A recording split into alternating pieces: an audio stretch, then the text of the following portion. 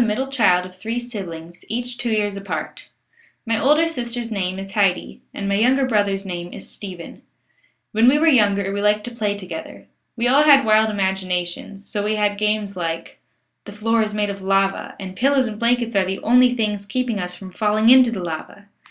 That's not the actual name of the game, but you get the point. Heidi, being the oldest, was the leader for everything we did. Both Stephen and I thought she was the coolest person in the world.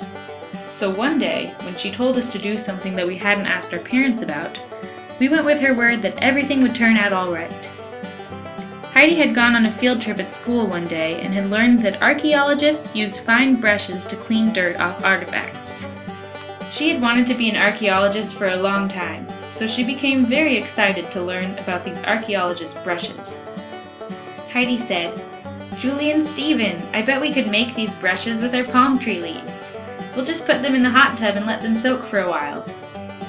We told our mom we were going to put our feet in the hot tub. "Be safe," she said. Even though we knew we shouldn't, the 3 of us started pulling palm tree leaves off of our trees and carrying them into the hot tub.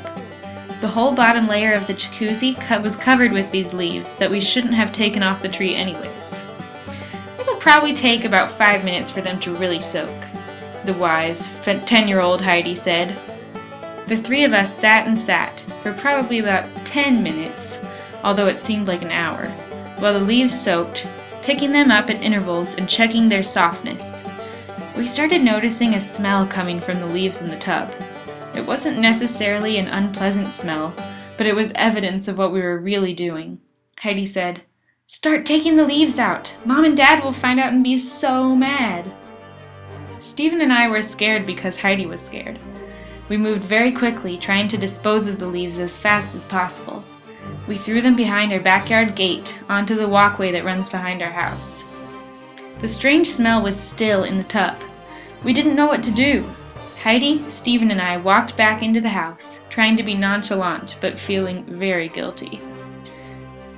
Later that night, my father got home from work.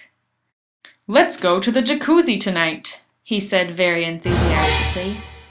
Dad is an animated man, and he was especially excited because the hot tub was pretty new and he loves family bonding. Heidi looked at Stephen and me with a face that said, "Don't say anything."